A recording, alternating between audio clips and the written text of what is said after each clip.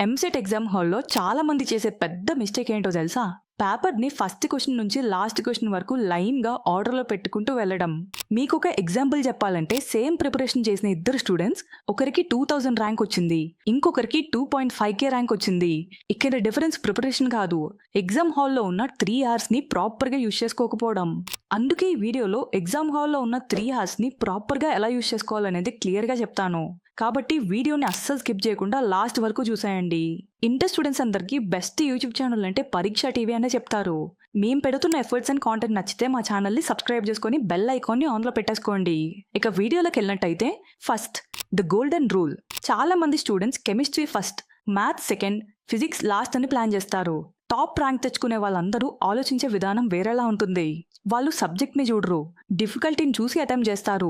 ఎవరైతే ఇదంతా కాదు ఒక ఆర్డర్లో అటెంప్ట్ చేయడం ఎలా అని అడిగితే ఫస్ట్ కెమిస్ట్రీతో స్టార్ట్ చేయండి, నెక్స్ట్ ఫిజిక్స్, ఆ తర్వాత మ్యాథ్స్. ఈ ఆర్డర్ బెస్ట్ అని చెప్తాను. నెక్స్ట్ నేను చెప్పబోయేది 3 స్టెప్స్లో చెప్తాను, నోట్ చేసుకోండి. Step 1 rapid fire round. పేపర్లో ఉన్న క్వశ్చన్స్ అన్ని ఒక్కసారి గోత్రూ అవ్వండి. Direct formulas, theory bits, simple 1 step క్యాలిక్యులేషన్స్ని ఐడెంటిఫై చేసి ఇమ్మీడియట్గా సాల్వ్ చేయండి. పర్ క్వశ్చన్ మాక్సిమం 45 సెకండ్స్ ఇవ్వండి. రాలేదు అనిపిస్తే స్కిప్ చేసేయండి.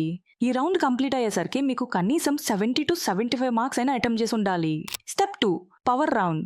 ఇప్పుడు మీడియం డిఫికల్టీ క్వశ్చన్స్ని సాల్వ్ చేయండి. Like 2 steps to 3 steps calculations, formula combinations, application problems, ఇలాంటివన్నీ చేయండి. ఈ రౌండ్లో ఏ సబ్జెక్ట్కైనా షిఫ్ట్ అవ్వచ్చు. ఫ్లో మెయింటైన్ అవుతున్న వరకు సబ్జెక్ట్ బౌండరీస్ని బ్రేక్ చేయొచ్చు. ప్రతి క్వశ్చన్కి 90 సెకండ్స్ మాక్సిమం అన్నట్టు పెట్టుకోండి. ఒకవేళ స్ట్రక్ అయిపోతే మార్క్ ఫర్ రివ్యూ పెట్టి నెక్స్ట్ క్వశ్చన్కి వెళ్ళిపోండి. ఈ రౌండ్లో టార్గెట్ ఏంటంటే 50 to 60 క్వశ్చన్స్ కంప్లీట్ అవ్వాలి. ఓకే, ఇప్పుడు స్టెప్ 3 ఫైనల్ పుష్. ఫస్ట్ 30 మినిట్స్లో మార్క్ చేసిన క్వశ్చన్స్ని ఫ్రెష్ మైండ్తో రీవిజిట్ చేసి ప్రాబ్లమ్స్ని సాల్వ్ చేయండి. లాస్ట్ 30 మినిట్స్లో రాని క్వశ్చన్స్కి guessing, elimination method, pattern matching apply చేయండి. మిగతా వాటికి ABCD గెస్సింగ్స్ అండ్ చీట్ కోడ్స్ కూడా ట్రై చేయండి. ఓవరాల్గా 160కి 160 అయితే పక్కాగా అటెంప్ట్ చేయండి. సో బేస్ స్ట్రాటజీ ఏదైనా మీ స్ట్రెంగ్త్ని బట్టి కస్టమైజ్ చేసుకోండి. కెమిస్ట్రీ స్ట్రాంగ్ అయితే ఈజీ రౌండ్లో కెమిస్ట్రీకి ప్రయారిటీ ఇవ్వండి. మ్యాథ్స్ ఫాస్ట్ అయితే మీడియం రౌండ్లో మ్యాథ్స్ మీద ఫోకస్ చేయండి.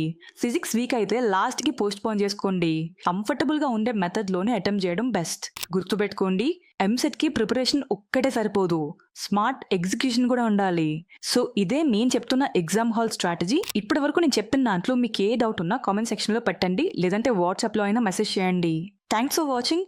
నెక్స్ట్ వీడియోలో మళ్ళీ కలుద్దాం.